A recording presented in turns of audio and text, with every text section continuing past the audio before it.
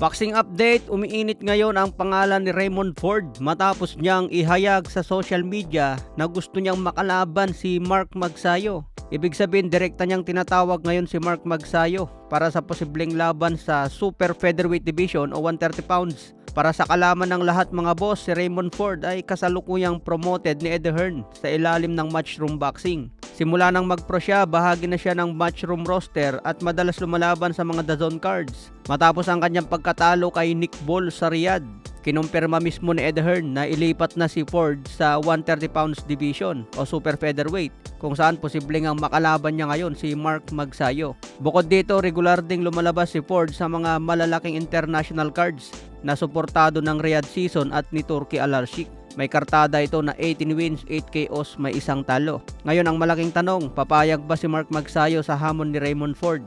May balita din na posibleng aakyat na si Magsayo sa lightweight 135 pounds. Magandang laban ito kay Magsayo dahil kilala din itong si Raymond Ford. Kaya abangan ang susunod na kabanata mga boss. Sa iba pang balita, may isang Pinoy na naghamon kay pambansang kamao Manny Pacquiao. May babanatan ako senador ngayon. Boss, kaya mo bang hamunin si Manny Pacquiao ng suntukan?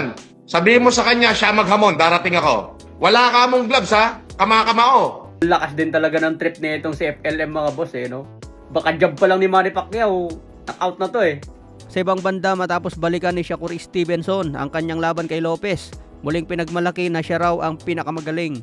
Ayon kay Stevenson, malinaw para sa kanya na naging epektibo ang kanyang jab, depensa at ring IQ, dahilan para makontrol niya ang takbo ng laban kay Lopez. Ipinopunto rin ni Shakur Stevenson na kahit magaling na boksingero si Lopez, nagmukha itong limitado sa kaalaman dahil umano sa husay at galing ni Stevenson.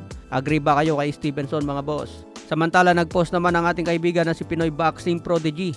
Sinabing 4.1 million pesos ang bayad kay Jerwin Ancahas noong nagdepensa ng belt laban kay Jonas Sultan at binayaran naman si Sultan ng mahigit 1 million pesos. Ito raw ang pinakamalaki na bayad sa dalawang Pilipino na naglaban sa boxing noong 2018. At meron daw bang makakabura dito? Tingin ko mga boss, nabura na ito ni Nonito The Flash Donaire versus Raymart Gaballo noong 2021. Naglaban para sa WBC Bantamweight belt. Batay sa mga dokumentong isinumite sa California State Athletic Commission, si Nonito Donaire ay tumanggap ng $300,000 habang si Raymart Gaballo naman ay tumanggap ng $150,000. Sa kasalukuyan, ang $300,000 ay 16.8 million pesos. Ang $150,000 naman ay 8.4 million.